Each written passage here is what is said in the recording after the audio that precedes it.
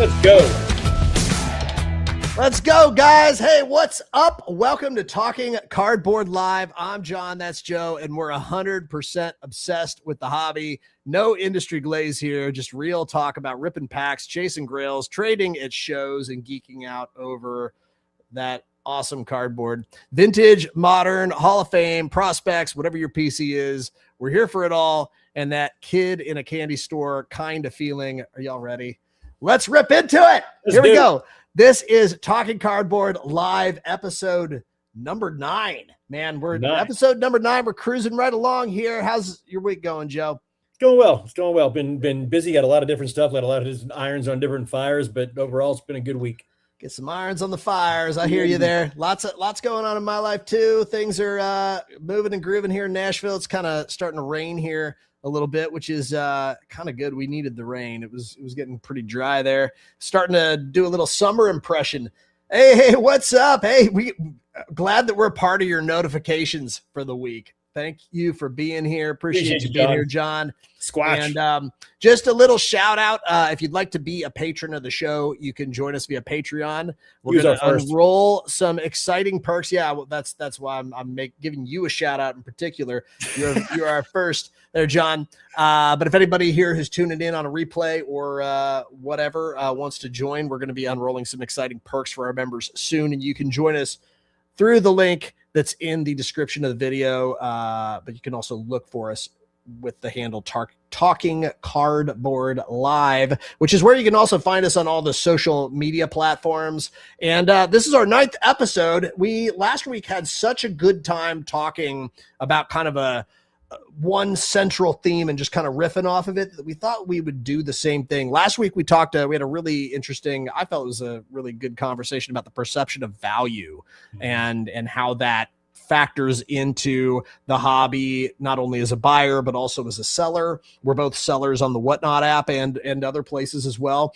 And it was a really great conversation. One of the things that did pop up for us, though, during that conversation, so many times as we're talking, we're like, oh, that'd be cool to talk about in a future episode, was the concept of, well, it shouldn't be a big concept to anybody. It's a human concept, but just talking about honesty in the hobby and how it affects just what's going on a day-to-day basis, whether you're on the app, whether you're on eBay, whether you're just at a card show or at your local card shop. There's so many ways in which being honest or being dishonest, it factors into what's happening. And a lot of times the dishonesty can really come to the surface, and you got to be really careful.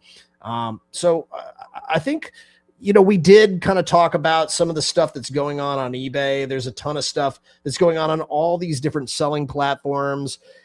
Where would we maybe like to drop into this conversation? Because we were starting to talk about it before the show started. What do you think, Joe? Let's. I think we ought to probably approach it from the direct sales aspect first. I.e., going to shows or even direct sales, direct in-person sales, and even direct sales as far as Whatnot, as far as direct selling with our chat and the people that we're engaged with, and then maybe move into the other platforms. Sort of on a wider, broader scale. Does that make sense?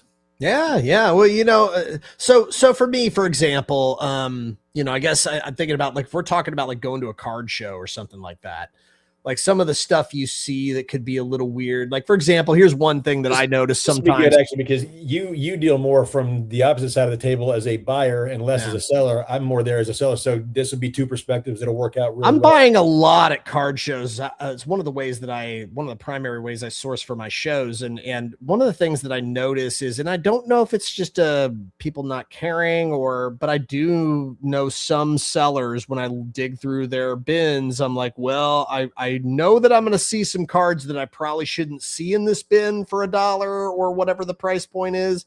But I think that reason is because there's something wrong with the card.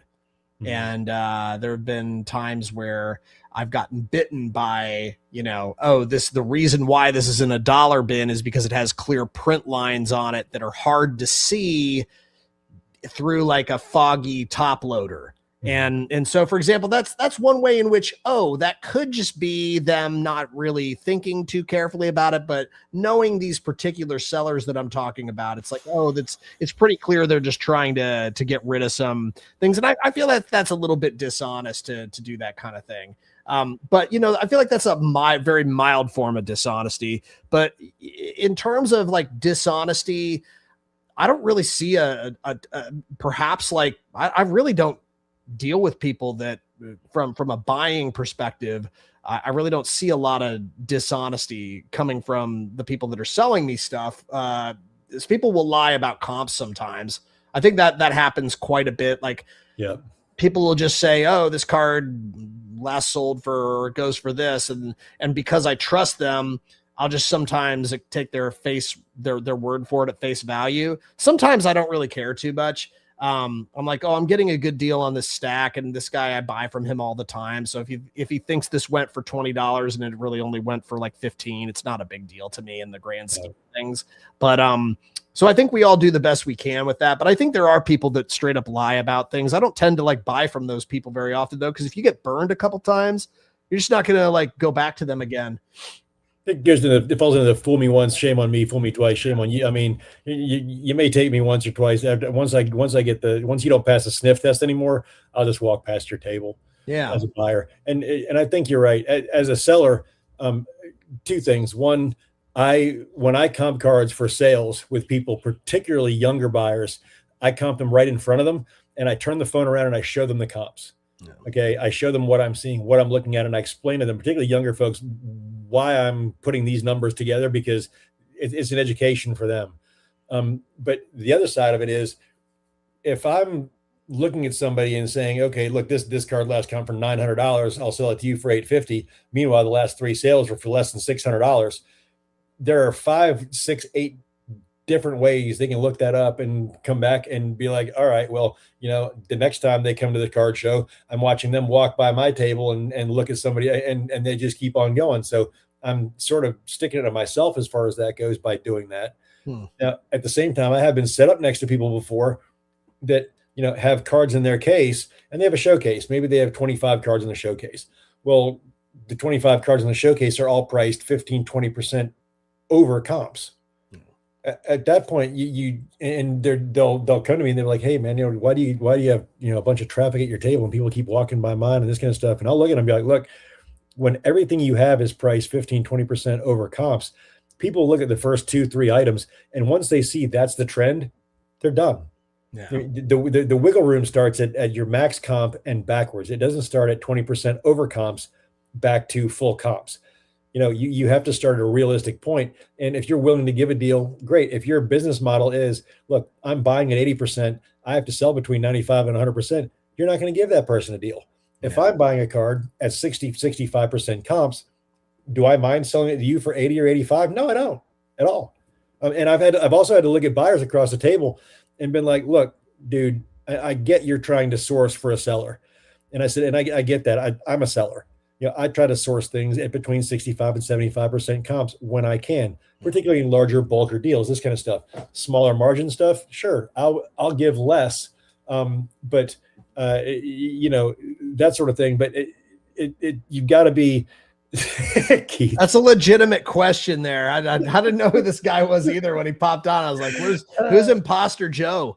Like, yeah, hey John, sorry, tell Hannah no more Viking. The Viking, it's gone for the time being. I had to lower my ears and raise my chin a little bit, but yeah. But I mean, you have to. I choose to be honest with people as far as that goes, and it rewards me in a historical relationship with some of these folks for direct sales that benefits me and them to some degree. I think this is interesting. It certainly leads into some other interesting topics that we should tackle. Like, I think comping is a really interesting topic that we should talk about, because like some of the things you talked about there, it's like, well, honesty about how you comp. And it's like, if you're not making sales, maybe part of the reason is your prices aren't competitive and they don't feel honest to people. And whether you're willing to make a deal on things, those comps that look like they're way over comps actually feel like, to some people, they're just like, well, that's actually what they want, versus like, you could be like, well, I'd be willing to sell this for like up to $20 less, or, 15 or 20% less than what I have on the table. But people can't really read between the lines unless you have that written down on the table where everybody can see it. Then maybe they'll be like, oh, well, okay, that makes sense. But that turns it into a game at that point, because you're not starting from an equity or starting from a fair starting point. You're starting from an elevated starting point. So really, you're trying to grift or game the system, and you're trying to grift the buyers in front of you. Yeah. In a less than straightforward way. You're not saying that this is what you're doing, but this is what you're doing.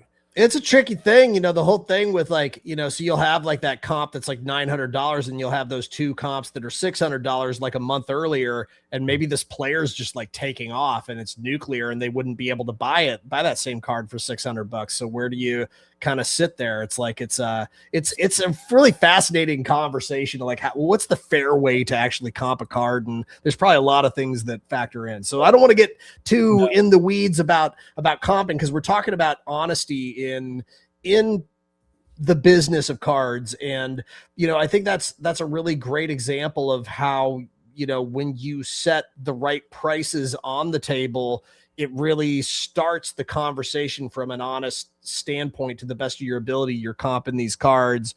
And it never hurts to just be willing to just open up the app and have a conversation about it. And even outside the business realm of it, just in the card community as a whole, social networks. John and Keith are part of it, a social network, and part of it on TikTok. And there's other social networks you're involved in as far as the card community goes. So there's trades, there's people gift cards to others for different reasons. Maybe it's a birthday, maybe they've got kids and they want to give us, whatever it is. But there's honesty in that as well. There's honesty and reciprocity in that, if, I say, hey, Keith, I'm going to send you blah, blah, blah cards for you and your kids to enjoy, that kind of stuff. And then I send them a box of crapola, all of a sudden, but your personal credibility as a community member at that point goes down, right? Because you're not being straightforward with what you say you're going to do. If a lot of honesty is just following up on what you say you're going to do. Yeah, I think that's a really good point, is, do what you say you're going to do, be a person of your word. If you verbally commit to making a deal with somebody, don't go later on that day and sell the stuff to somebody else, because you could get a little bit more for it.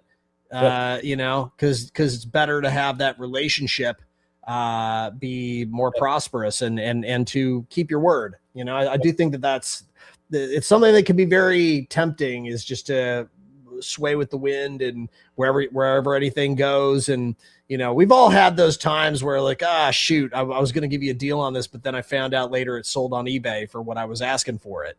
And it's like, well, that sucks. But like, then you gotta just like tell somebody like, that's literally what happened. I wanted to give you a deal on it, but it's out of my hands now.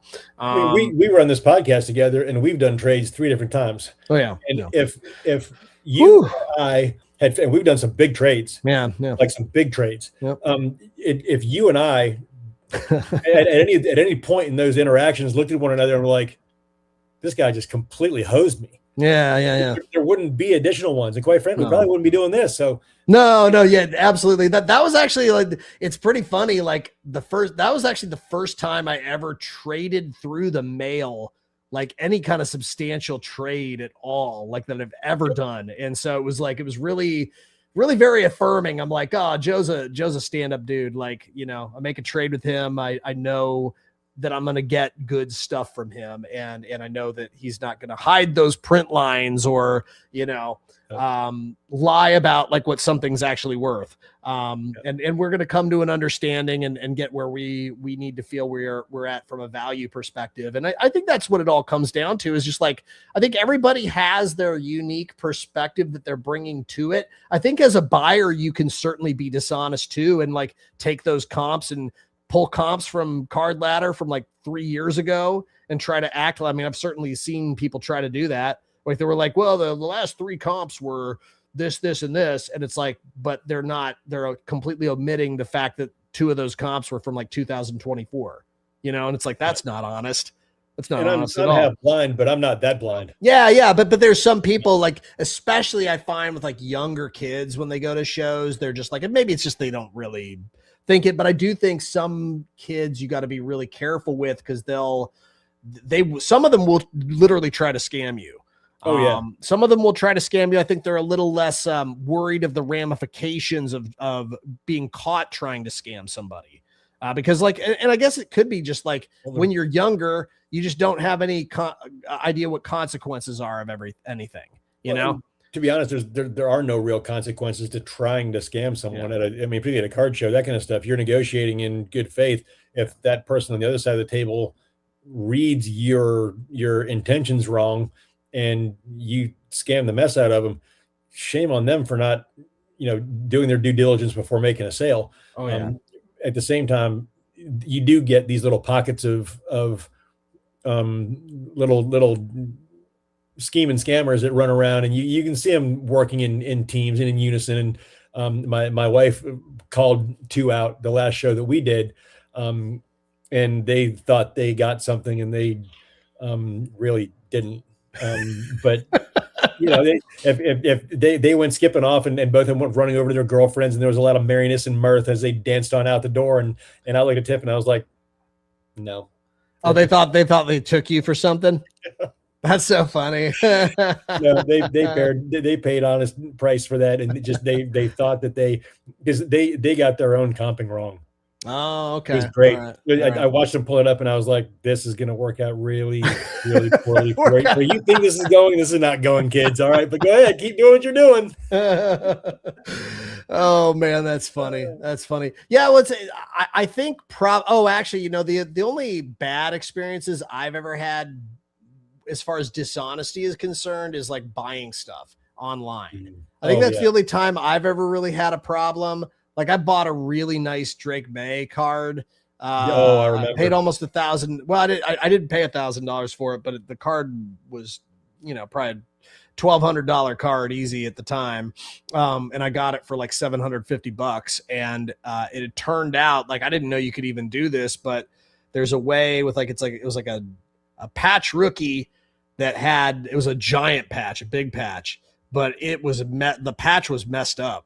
Like the patch was all wrinkled or like something bad had happened to it. A bubble and a crease in it, right? It had something wrong with it. And I didn't know you could do this, but a buddy of mine told me, oh, what you do is you just like you can temporarily do it so that it's fixed, but then it'll go back to like the way it was before. Like you can stretch it, you can kind of stretch it out and steam it and then roll it flat. Yeah. And then but as it dries, it contracts back up. And yeah. So that's what ended up happening is these kids like thought they scanned. I mean, they were like, oh my God. They were like, they were acting as if like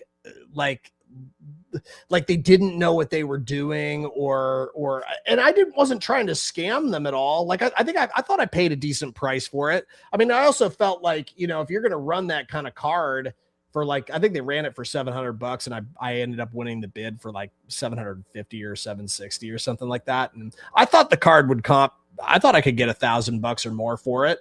So whatever, you could make these kinds of deals on Whatnot all the time. If you're like, I mean, I don't make those kinds of deals very often, but it's usually on a smaller scale, but you can certainly get those kinds of deals on Whatnot if you're patient. But in this case, I just, I knew as soon as the package arrived, dude, the package was like terribly shipped. Like I bought like a few things from them and it was all loose in like they didn't even like tape the top of the card. They didn't even tape the top of the Drake May that I bought. And I was like, oh, okay. It was this kind of situation where it was like some scammer kids thought they could get away with something there, and they did not get away with it. That's for sure.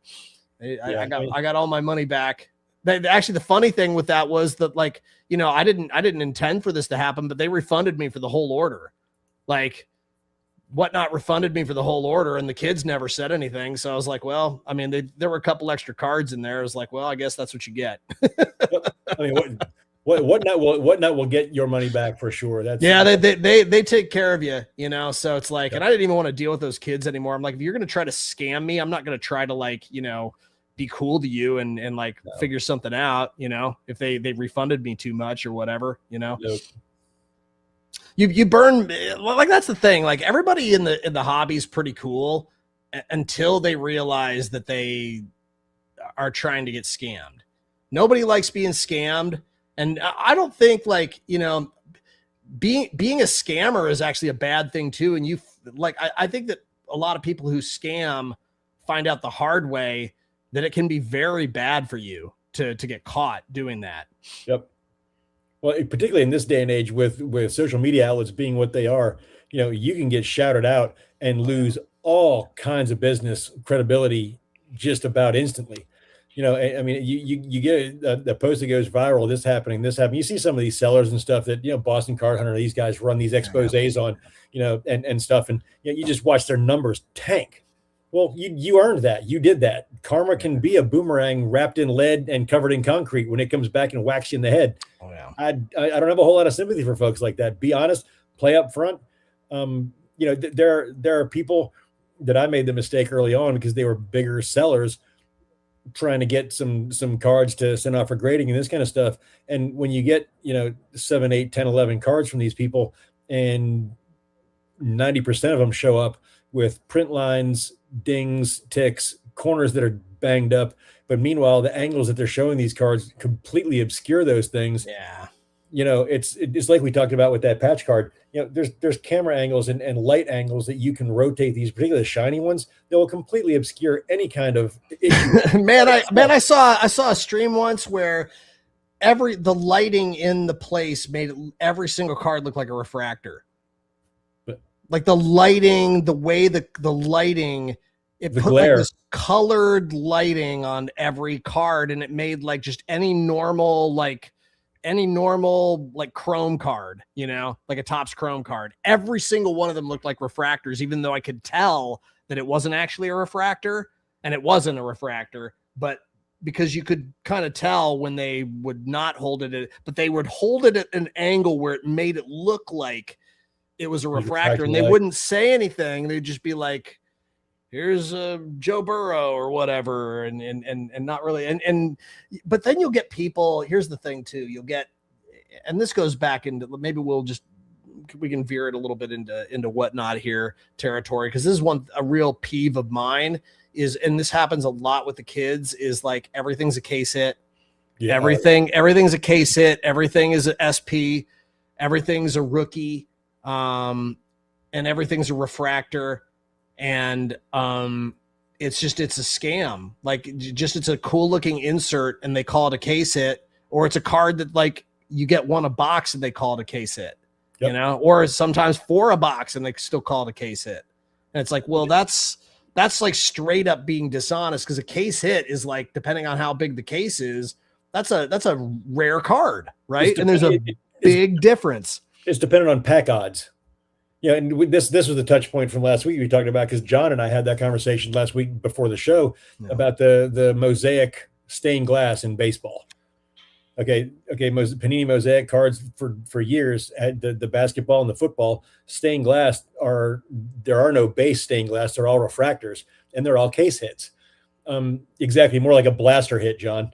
But then Panini baseball releases all these stained glass, and you know they have the base and then they have a refractor. So both are just simple inserts. The refractor is not a case hit either. They're just basic inserts that are common throughout the product. But because of the affiliation with the football and the basketball, there's a bunch of different streamers on it. Not even young streamers. There's streamers our age.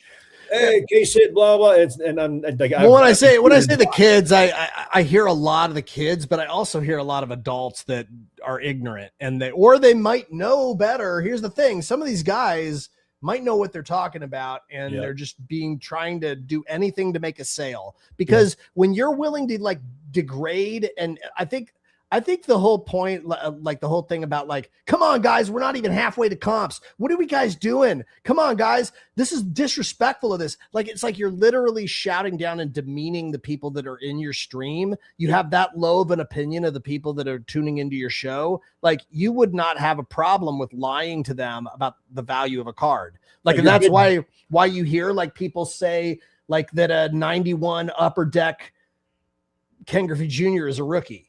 You know, you'll have people that just like will say anything to make a sale. And then if you correct them, some of them will boot you from the show. Like, I mean, it's like, you know, dude, that's not a rookie. Bid shaming. I call it bid shaming. And yeah, I've been booted and blocked from people's streams before. I've been like, dude, you're a clown show. That's not a case hit. That's a common insert. And by the time insert's written, they're like, I'm gone. Mods kicked me out or whatever, and I'm out of there. Well, you know, all right. Yeah, exactly. It's a double digit. Keith, you got that right. It's a double digit card. Yes. You hear that a lot. Yeah, I don't understand. Like, I don't know why people tune into these shows. I wonder if there isn't a significant portion of the Whatnot user base that just is into being like abused, like into being verbally abused. And like, I mean, it's mild, but like, it's just, or being just annoyed. Like, do people really like being yelled at constantly? John, the three of the biggest streams on Whatnot are exactly that way.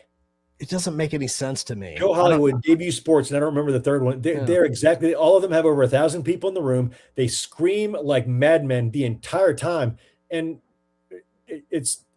I mean, maybe it's part like the spectacle of it. I think that could be part of it, is the spectacle of it. There's a showmanship to it. There's that kind of thing to it that could be, you know, I can't, I've tried to like do it just to joke, and I can't even keep a straight face for longer than like 10 seconds. You just start laughing. But you and I have both done it on stream for clips, and it's hilarious. Honestly, it's funny because you can't even pull it off. I can't pull it off. I think it just takes like a certain type of person to do it, I guess, but it takes an annoying person, I think, to do it and mean it. And I don't like, I'm sure some of these guys are all right, you know, but like, it's like, I think it honestly takes somebody who's genuinely annoying to pull it off. It's like just part of their personality. They're annoying people, so it's easy for them to just do it for 2 hours. Yeah. Maybe that's part. I don't know. Shots fired. I don't know. A couple of the folks that do run those kind of streams and stuff. I know a couple of the guys are local guys, and I know the family, and the family's decent guys. But their persona on stream is just it's unwatchable. I get a headache at the 6-minute mark. I'm like, I can't deal with this. It's just also, to me, it's just so boring. Like, the language that they use is just like, it's all the same language. It's all the same 20 words that everybody uses. It's like, you know,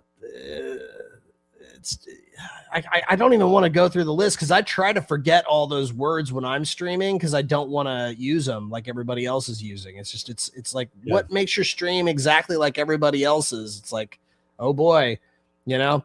W's in the chat, you know, W's in the chat, like crap like that, you know. And then you get go chat, go, let's go. Yeah. We're way under comps. That's the vernacular. It's live. It's live. You know, and you're like, oh god, cringe some more. Yeah. What are you doing? Yeah, I love all this stuff. It's like you know, you're letting me down, like they owe you something. They're not your family. They're, what? I do think it would be fun, and you know, when I first started out on Whatnot, I was just like trying to just crack jokes the whole time. And one of the things that I would do is like just make fun of all the other streamers, like the what are we doing? Like, I have a list of like all the different things that the streamers say, that like the annoying streamers say. And I thought it'd be fun to like play bingo, like Whatnot bingo, you know, like where we get a group together and we do real prizes. You get like a free card or something like that if you win, but like we each get bingo cards, and you fill out the bingo card. It's like, you know, the middle of the circle is like time to level up chat or something like that, or, you know, like some kind of whatever it is, but like we're not halfway to comps, lock in, you know, like we have like all these different circles of pointing at the screen. You know, what are we doing, pointing at the card. Go! Pointing at the card. I love that idea. I thought it'd be really fun to do, and I hadn't like put it all together. I think it'd be hilarious to do sometime. Even if it was just like performative and like us just like hopping on and making a couple bingo cards, or getting a crew of us together and watching like some VODs from some of the top streamers and seeing who gets a bingo first. Dude, I would so be down. I know a couple of people that would be down for that too. That'd be a lot of fun, actually. That's a great idea. I think it'd be fun. We should try to do it. We should try to get that going. If any of our listeners are watching and they want to participate with that, let us know. That could be pretty fun to try. Oh, John could get his wife involved. Oh, dude, that would be hilarious. That would be a lot of fun, actually. Yeah, and well, I think that'd be a lot of fun because I don't think they're so busy running down their stream of keywords that they'd never catch on that we were actually bingo. No. Oh yeah, we could actually be in their chat like.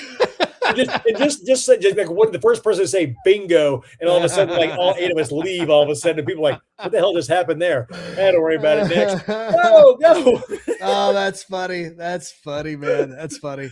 What would the rule be though? Like, because if we wanted to do it like where we're actually in the stream, like we would have to actually call out the thing that we notice that they do. Like we'd have to comment in the chat pointing at the screen. Or something like that. When we did the bingo cards, if we had like 25 squares, we'd have to, each square would have to have an emoji. And so when you got that emoji, everybody would have to tap that emoji or put that emoji in the chat, which would be great because it'd be messing with the show host to some degree. They'd be like, where the hell are these random? I thought we would just live stream it and have it like be in the window.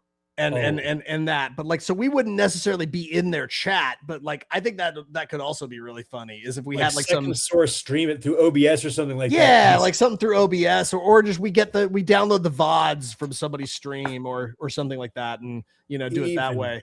Better. But I think that could be even better because we could get a compilation of like 10 of the most annoying streamers and like make like an evening out of it, make a drinking game out of it, or something like that. That could be fun, right? Oh my God, I'd totally be down with that. We gotta see if we can make that happen. I don't know. Like we need to work on that, John. That'd be a lot of fun. I think there'd be some buy-in for that too. I think I'd know some people that would really enjoy that. Hell, everybody in my show was down. They were all like, they thought it was hilarious. They thought it was a great idea. So at the time, but that was like a year ago. I still have the list somewhere. I have it like written down somewhere, like all the things. But I'm sure there's new ones we can add now. I'll bet it hasn't changed that much. Oh no! Like a lot of the things that were on that list were like the classics, like W's in the chat, like fire emojis.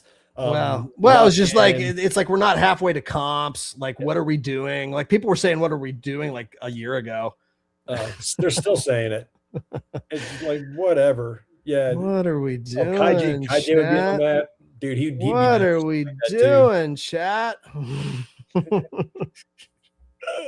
It's just so disingenuous too. Like we're talking about like dishonesty. It's like it's the fake yelling too is hilarious to me. Fake yelling is another one where they're like, "Oh my God, guys, this is a case hit." It's like they're pretending to generate excitement over something that they're not actually excited about. Yeah, but they're trying. So in a way, all of those little shenanigans can feel pretty dishonest to somebody who's like trying to just buy some cool stuff that they like.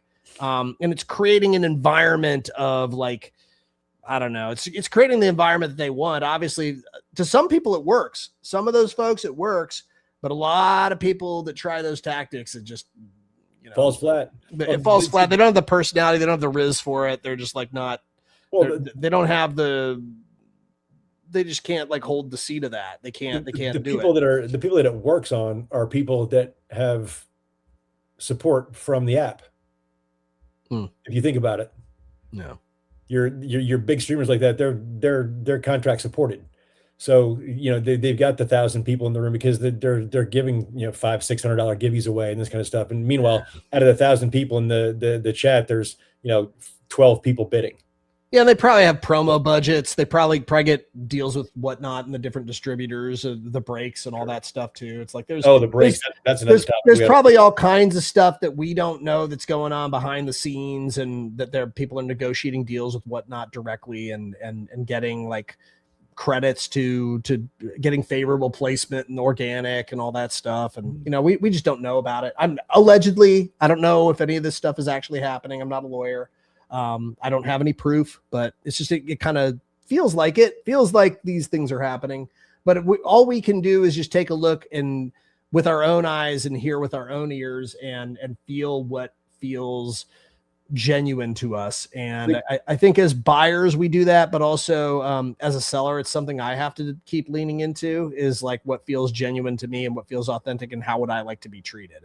I think that always, for me as somebody, I'm not the biggest star on the planet. You know, I'm hitting my 20,000 follower show tomorrow, which is pretty fun. That's pretty exciting. Cool to hit a little, milestone along the way. But, I think it's one of those things where it's just you get where you get for a reason. And for me, I'm not one of those people that's yelling and all that stuff. And I really try my best to run an honest business and take care of things that, and I make mistakes too, man. There was a card I had to, like, this last week. This is actually the first time I think I've ever, well, maybe once or twice where you just miss something on a card. You just don't see it for some reason. You don't see it. You put it in the bag. I like to think that I'm really, and I really am for the most part, very meticulous about how I look at a card before I put it in a mag. I make sure there's nothing wrong with the corners, because I hate selling stuff that has dings.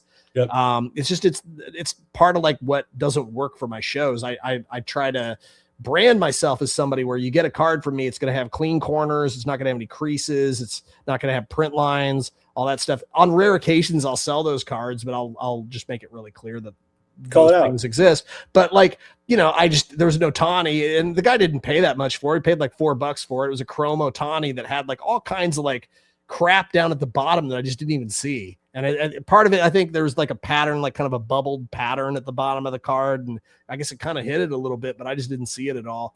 And it's like, well, in that case, I got to have to take the hit, whatever hit it is, and do the right thing and refund the guy and apologize for the inconvenience. And, most everybody who tunes into my shows is pretty cool.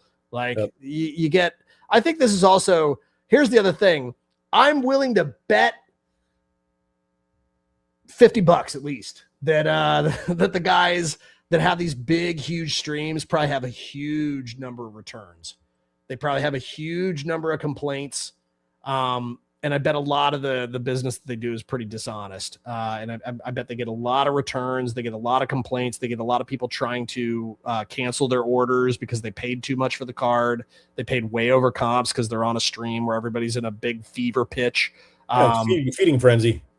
And so you get this thing where it's like, well, I might not sell cards for as much, but I don't get as many scammers. I really don't. I mean, and knock on wood, I won't get a flood of them coming into my next stream, but I don't get a ton of scammers. Occasionally I'll get somebody who tries to scam me for something. I get a lot of people that are really grateful. I get people that I get to build cool relationships with. When you're a smaller streamer, you get to get to know your customers. You get to know the real people that they're fellow collectors, Yeah. And I'm a collector. I don't just sell cards. Like I collect, and I love the hobby. And that's part of the big reason why we created this podcast, was the joy of collecting. The joy of collecting. Exactly. Yep. All that's the joy of the hobby. And we want to share that with people. And, there's some people that they obviously don't. They could be selling a car. They could be selling they could be selling you insurance. I think some of these guys would probably make great insurance salesmen, Oh, for sure. I think so. Ginger ale, Keith. It's dry as hell in this house. I'm not drinking Faderade right now, by the way. That's a thing. That's a thing back in the bottle.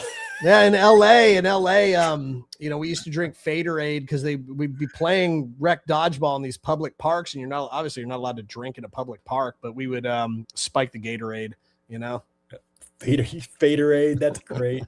Yeah. Vodka and Gatorade mixes pretty well. Wow. Pretty good, but yeah, That's hilarious. Not so legal. Not so legal. Places. Yeah, not so good. Not so good. I don't know if I'd do that nowadays, but I was wilder and younger at one point. So now I'm so old, everything hurts. Things you'll do when you're younger. I'm a little different now. So anyways, yeah, I think this is a really fascinating topic to consider. There's so many ways in which honesty and dishonesty can play into the hobby, and how it impacts us as sellers or buyers, or just you take a step back and you're like, wow, it seems like it really should pay off more to be honest more, but there are people that are really through using either just straight up dishonesty or using tactics that feel scammy, that create, like you were talking about, this kind of fever frenzy around their shows, and create this artificial inflation that's like really feels, I don't know. I hate the word problematic. I hate the word problematic because I think that's a stupid word, but like, I think it creates an environment that feels counter to the joy of the hobby.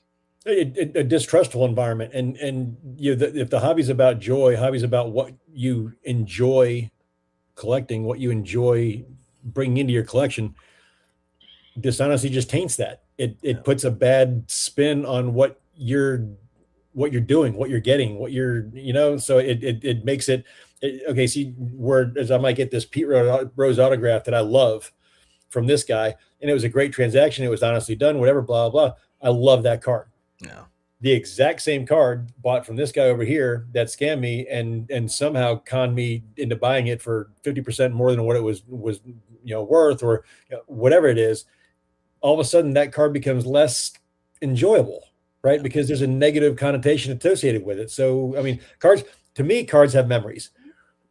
I like collecting players that I remember seeing, that I enjoyed watching, this kind of stuff. Yeah. So there's memories associated with it.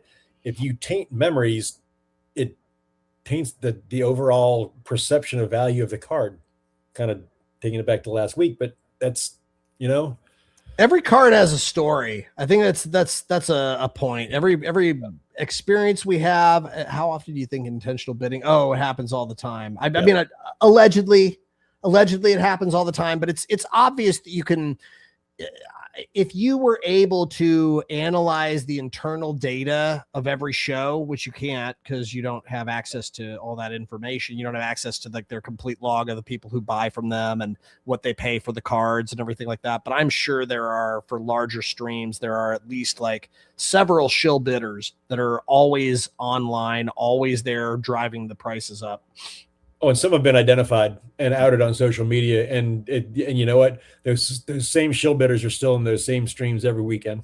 Oh yeah, that's why it's really not a good idea in general to try to buy in those big streams, because most of them are sudden death, and unless you're really fast with like your max bid, and you can get good deals on larger streams. Now, I've gotten really great deals where people just every once in a while, like on a stream that has like 125 people on it, and they're running like case hits and they're running autos, like there's going to be lulls in the action.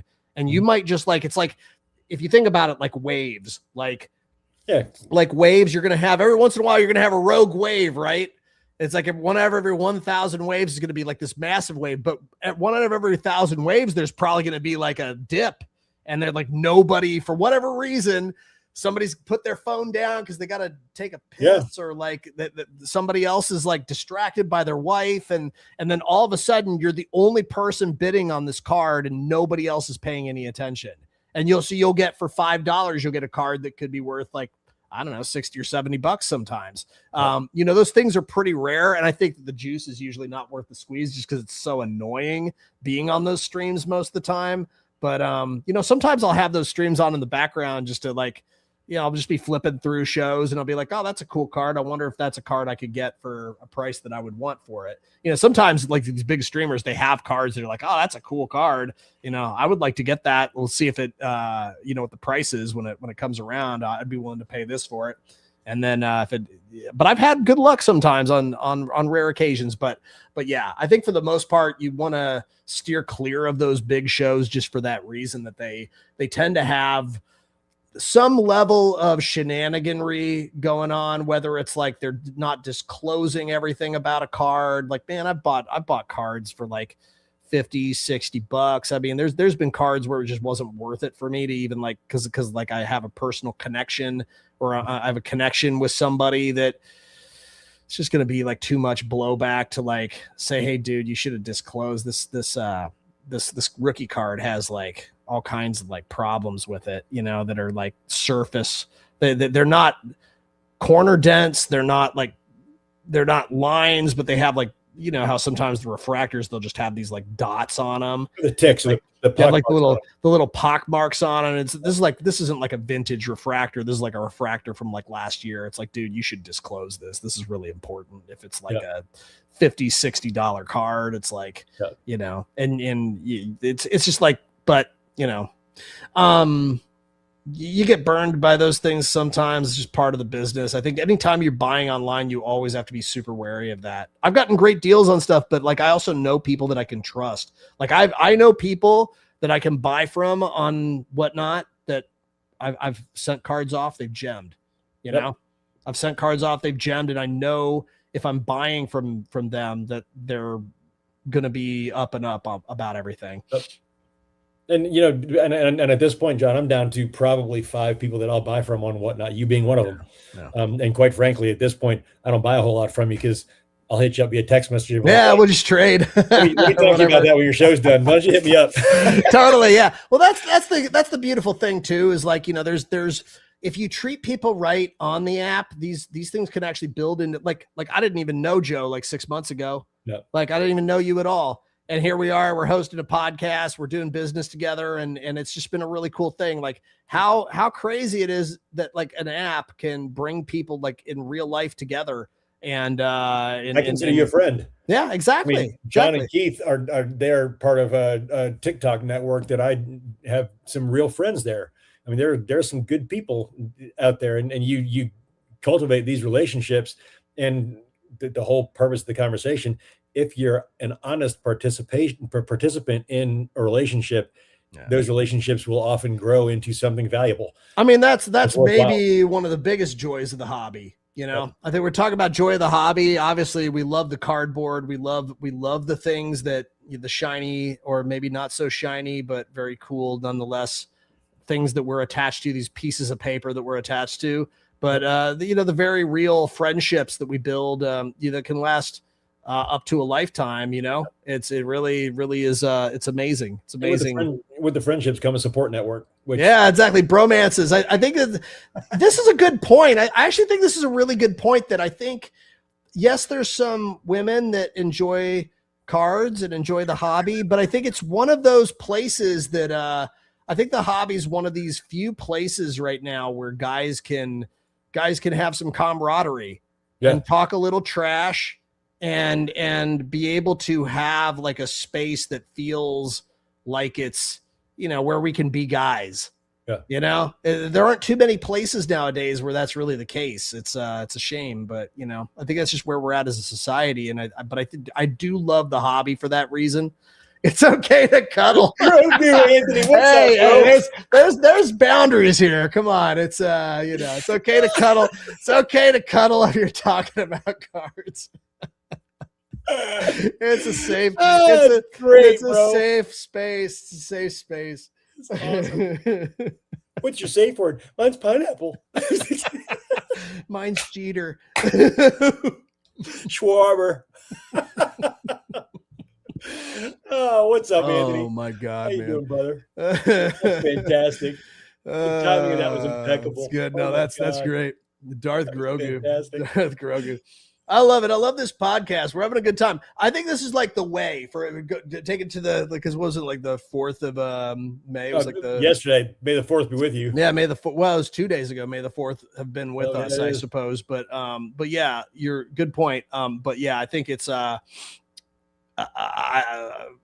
just think it's one of those things where we're building this podcast up, and it's I think it's the way, talking about going back to the Mandalorian, I think this is the way in terms of like the show format. I feel really like, because while we're in this infant stage of talking cardboard and what we're doing with this, I think this is I'm liking this format a lot, of us just like cracking open a topic and letting it rip, rolling with it. Yeah. I do like it much more than we started out doing, like some articles and that kind of stuff. But I feel like this is more organic and more from the heart. And I think it's flowed better. Our episodes have been very engaged and stuff the last couple of times, which I'm enjoying a lot, dude. Yeah, this has been fun, man. This has been a fun episode. I think we're probably at the point where we're ready to do our segment, which is called "Look What I Found." You know, look what I found. This is the segment where we really tap into the joy of collecting and share a couple cards that we just like for who knows what reason. You know, we just share a couple things and maybe tell a story or two. I'll kick us off on this one if you don't mind. No, do it. So I did a trade on the Talk of the Tick with a friend of mine, Giver of Salt, out of Georgia. Great dude. I had some cards that he liked. He had some cards that I liked. And I got this Diamond Kings card out of 2021. It's player worn used Aaron Judge dual patch. Ooh, man. It's unlicensed. Look, the colors. That card is absolutely amazing to me. Yeah. Like, who cares? I mean, the whole licensing thing. I don't care. I don't really care sometimes. Sometimes I care. It just depends on how the card hits me. You know. Yep. I don't care what this card's worth. That the first of all, I love the Diamond Kings insert from Donruss back in the day. We've talked about that before. You know, Donruss was some of our favorite cards from back in the 80s and 90s. And this leans heavily into that set, which I like a lot. But Judge is one of my favorite players. I'm a Yankees guy. That dual patch card to me is just absolutely amazing. I love it. Yeah, it's cool, on the shelf. Man. It will never be sold. I don't care.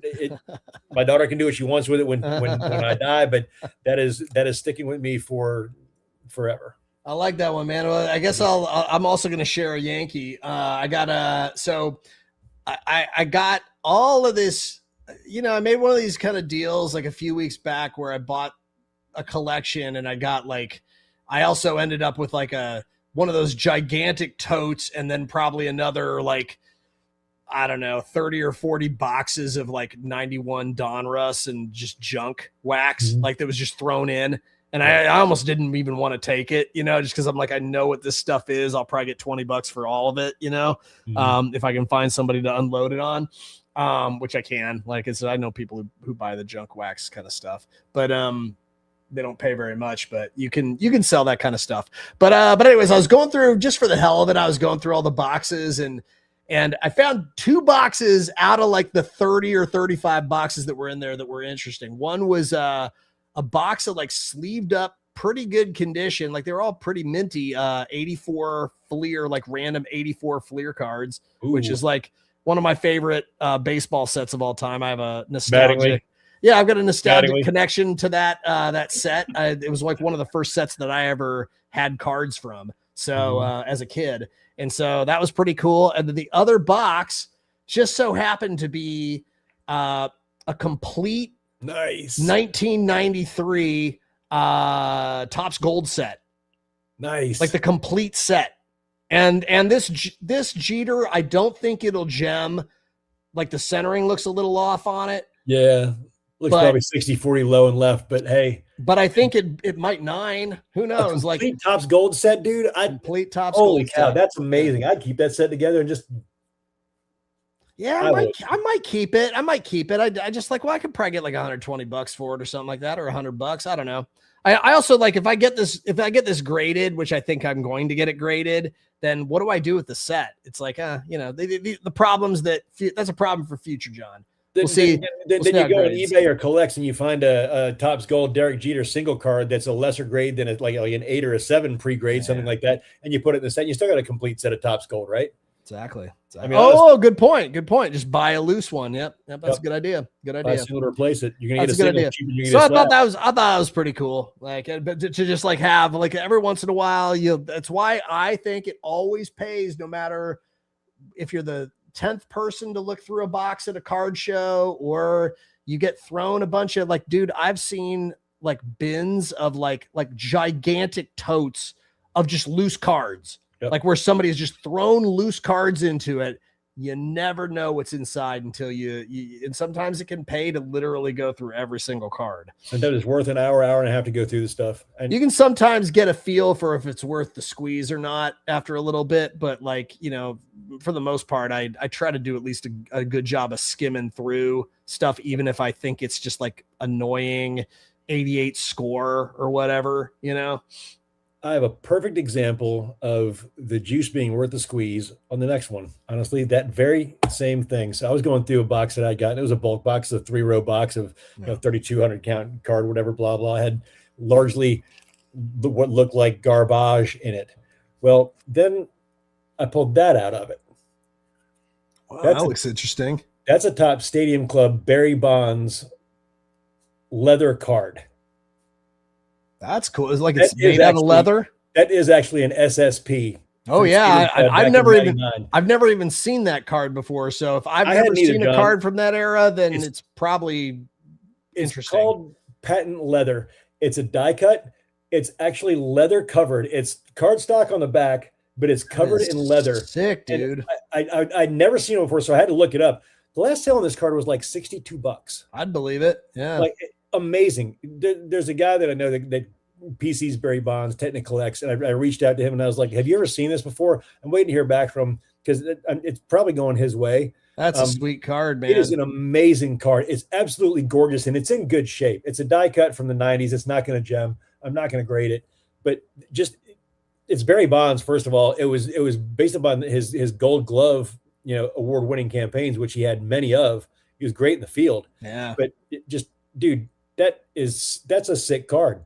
Yeah, I love it. If he doesn't want it, it'll go right next to this one. That's a good one. It's definitely a keeper. I think anything that are like SSPs and people just don't know about them. There's so many. That's one of the things I love about that era of cards, like that era of like 1995 to like 2005. It's like there's just this big mystery box of all kinds of inserts and SSPs that like I still see cards. Like I've been in the hobby for a long freaking time and I've never seen it before, and that's why it's like, oh, you get that if you've seen a lot of things and you see something you've never seen before, it's like that's cool. The joy.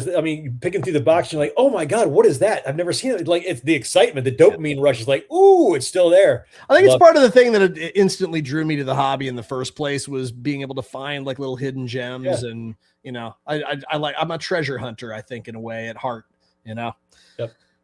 So I guess the next thing I wanted to share was something that I picked up in this memorabilia collection that I picked up, and they used to make these player panels like back in the day. They're kind of like cards, but they're not really cards. They're like, but these player panels, it seems like they existed from like the early like the teens to like all the way through the 40s and 50s.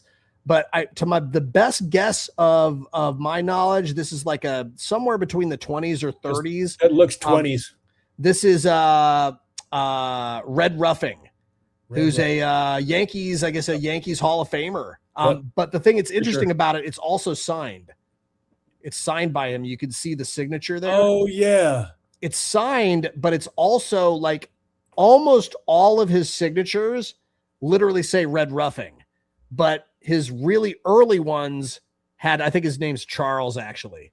So it's got his actual, like before he had the nickname Red Ruffing, true signature. So I thought that was really interesting. I was like, that's a cool piece. Like that's something I might like to get it authenticated and just keep it. That's probably to protect it. Yeah. Cause it's old. I think that'd just be like a really neat thing to keep. Like, it's like, I'm not I'm not thinking this is going to be super valuable or anything like that. I just think it's a piece of history. It's a unique card. Like there's probably no other thing that's exactly like this out there. It's pre-war. Send it to SGC. Yeah. Costs you $15. You get it back in a month and it's protected forever. SGC. Maybe I should start using SGC. I mean, anything. I mostly just send my stuff out to PSA, but maybe anything pre-1945, I go to SGC with. I don't send anything to PSA earlier than that. Just there's no need to. That's awesome. That's a sick card. Red Ruffing. He's a Yankees Hall of Famer. Yeah. Pitcher. So I thought that was pretty interesting. Like there's some like ups and some downs with buying memorabilia, but I've had some interesting hits with it over the last it's crazy to think I've only been doing this, really selling stuff for like 11 months. It's kind of nuts, but you've had some amazing the last couple of months though, dude. You've come into some stuff the last couple of months. It's just been it's been crazy. Well, some of the stuff I came into is from you too, so it's been cool. Like the 40s and 50s Bowman stuff those were nice, man. I'm glad I got that to you. I knew you would appreciate it. Heck yes. Yeah. Sure as hell did. There's some good stuff there. So the last card that I've got to show is a custom. Oh, sweet. And this is from a dear friend of mine, and everybody on here, including you, knows how important the Veterans Crisis Hotline is for me. You know, oh yeah. Crisis 988 press one. This is from a buddy of mine on the Talk of the Tick, Mr. Fizzle Twist. He and his wife do these, make stickers and that kind of stuff. Amazing people. The family's just it's a great family to begin with. I'm huge fans, love them all to death. But they made me part of the family. They made me a Joe Fizzle. That's funny.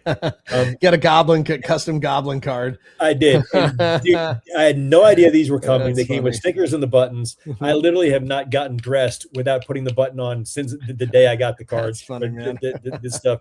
But this right here, Joe Fizzle, I'm a member of the Fizzle family at this point, cannot be more honored. I cherish these cards to death. Absolutely amazing.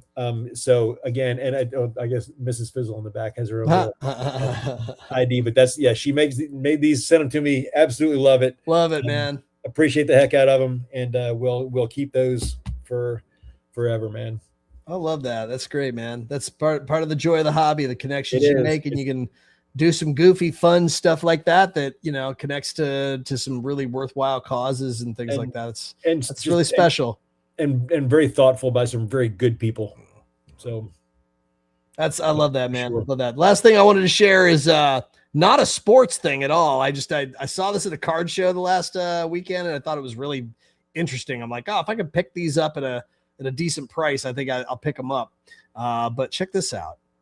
Like Flash. Comic, yeah, it's the Flash.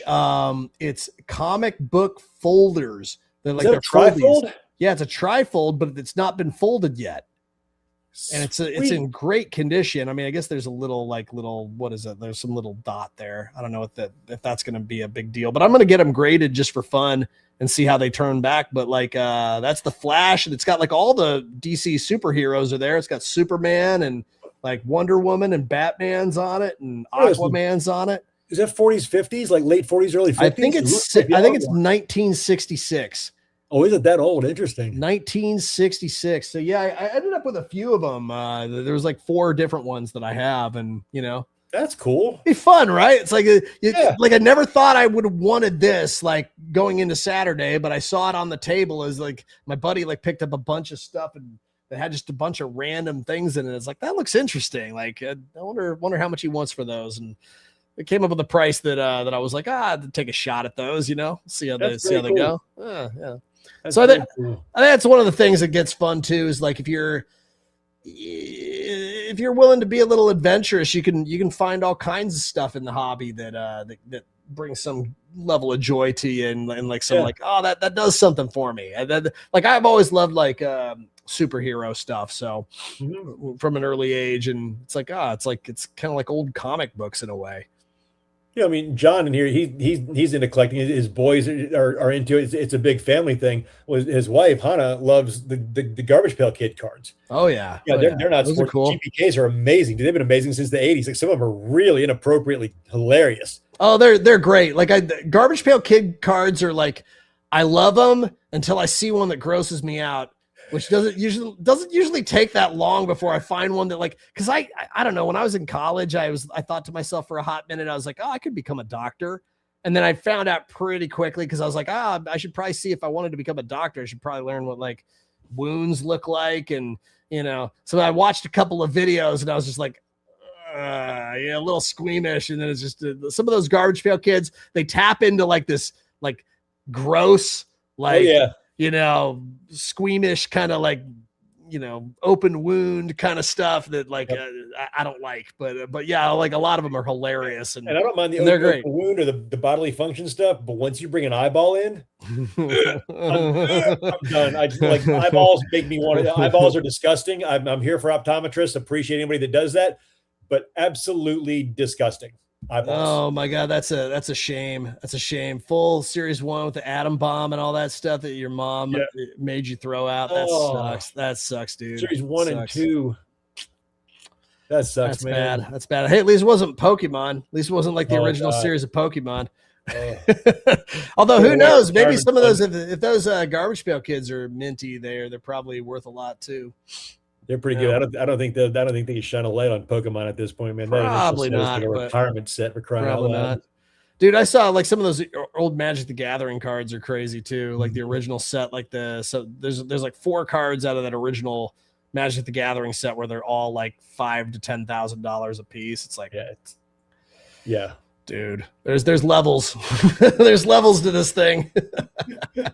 There's levels, but we can all relate to like either having stuff thrown out on our behalf or giving away a card that we regretted later, or dropping a card that we regretted dropping.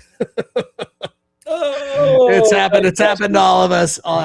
But anyways, I think it's time for us to probably wrap the show for the day. This has been really fun. We'll be back again next week. I would like to say though, just a quick shout out. If you'd like to be a patron of the show, I know we have some folks who are tuning in and you're already a paying member of our Patreon, and we really appreciate that. We're planning to enroll some exciting perks for our members soon. We want to do like a monthly giveaway stream once we hit a certain threshold. What we're trying to do with the Patreon is just get ourselves up to a level, because we do pay to create this platform. There's a monthly subscription that we have to pay for. And we're just looking to, if we could get to a place where we can make this self-sustaining, that's what we'd love to be able to do. So, and just build up from there. But if we can hit that threshold, then we're going to start doing some like monthly live stream where we'll give away free cards to you and just find some other cool ways to kind of build upon the momentum that we're creating with this. But otherwise, we're just having a great time. You can find us on social media. Our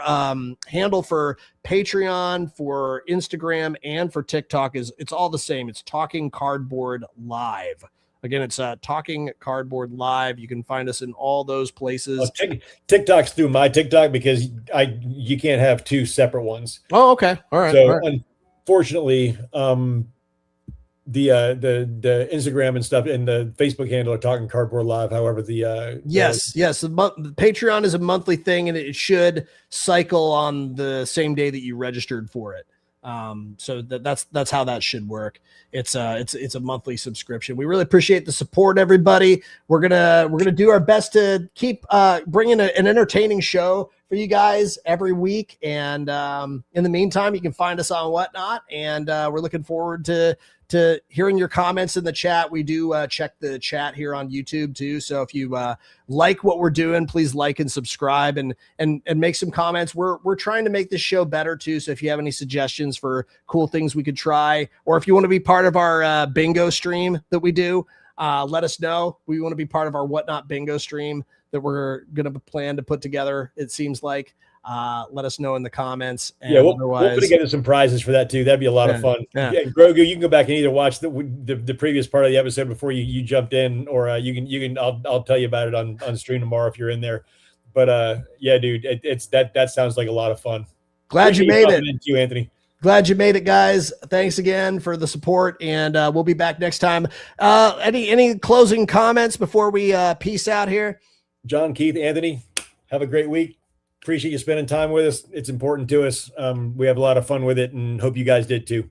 That's right. I'm John. This is Joe, and we'll see you next time, everybody. Catch you later.